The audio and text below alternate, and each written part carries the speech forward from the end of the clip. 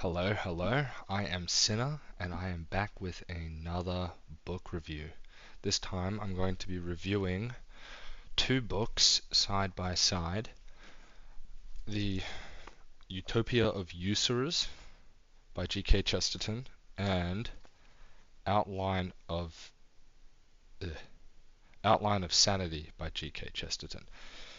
And both of these books are basically the same thing. They're really just like a collection of essays that G K Chesterton wrote over his time um, as a writer. I think he was a newspaper author, and as a newspaper author, like of articles, uh, he wrote mainly for socialists as a distributist thinker. Now, you see that in the books. They're very arduently anti-capitalist, but at the same time, there's the occasional throw in of, some anti-socialist arguments and thinking. Um, Overall, they're very two interesting books, and I think that, frankly, however, they're very weak. They're bad books. I wouldn't read them if I were given the chance to roll back time. I think that these books have the same fundamental problem, which is that when you read Hilaire Belloc and the Servile State, the book is very analytical. It's very much describing things and analyzing things. And it's explaining, okay, look, this was the history of England. This is how we've sort of developed into a capitalist economy over time. Here's why I don't think that that's good. Here's where I think it's going to go. Blah, blah, blah, blah, blah, blah, blah. But with G.K. Chesterton, instead of it being this analytical style, instead of it being this very descriptivist style, it's really just complaining. It's two books worth of complaining. And that really disappointed me, especially with Outline of Sanity, because Utopia of Usurers, I was going into that thinking, okay, this book, it's in the name. The book is going to be a book complaining about capitalism for the most part, and that's what it was. Um, sure, cool. And there's some interesting things that you can pick up from that book. But Outline of Sanity, that book was meant to be a positive prescription of what society ought to look like. I thought it was going to be like political theory.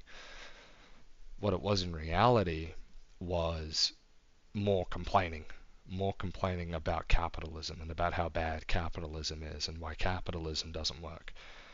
And it's all good. That's all well and good. You've done that already. You've written a different book to do that.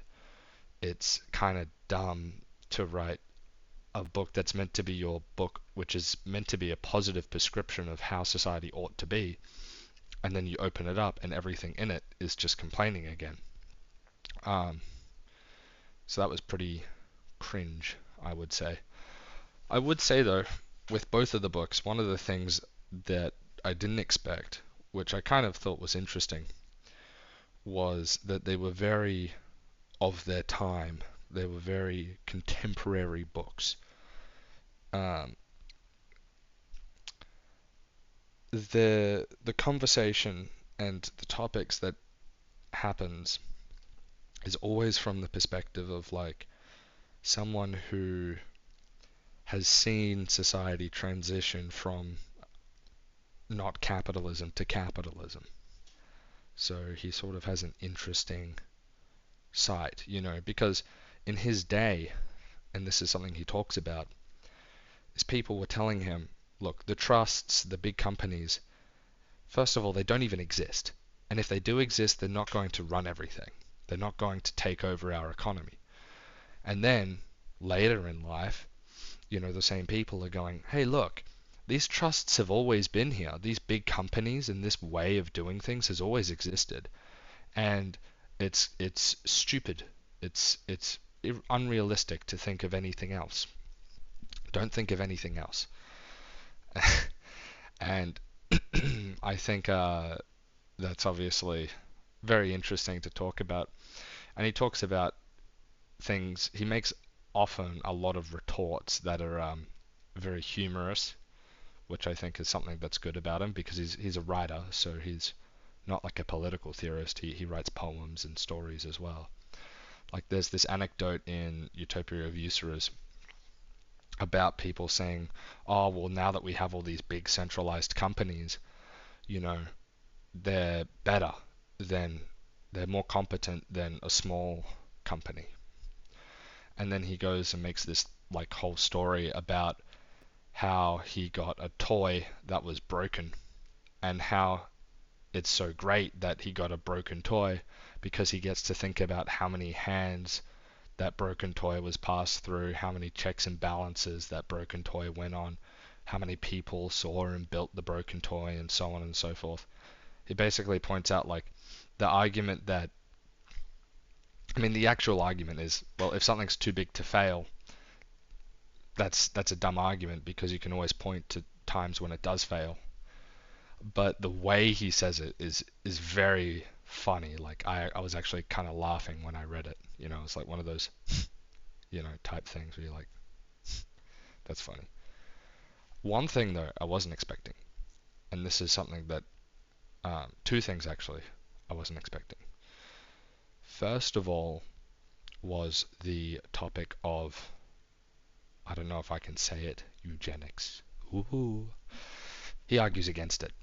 And he brought up something that I didn't really think about because, you know, I think dysgenics is a big problem in our society today, especially with the amount of maladaptive uh, genetic issues, and you can search it up. But basically, the number of people with low IQs and mental disorders, because there's no selective pressure for them, is consistently increasing over time.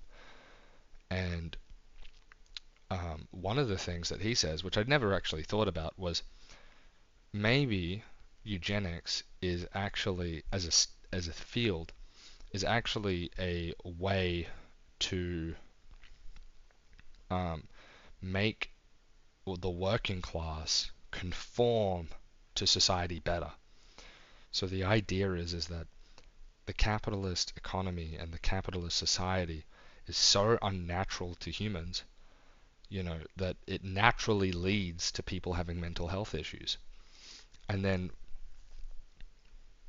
you know, this, and then you have the capitalists turning around and saying, oh, the fact that, you know, your society sucks so much uh, is actually it's the fault of your bad genetics. It's not because of the fact that society's bad. You know, the fact that you're like sad because you know, society's atomized. There's no community.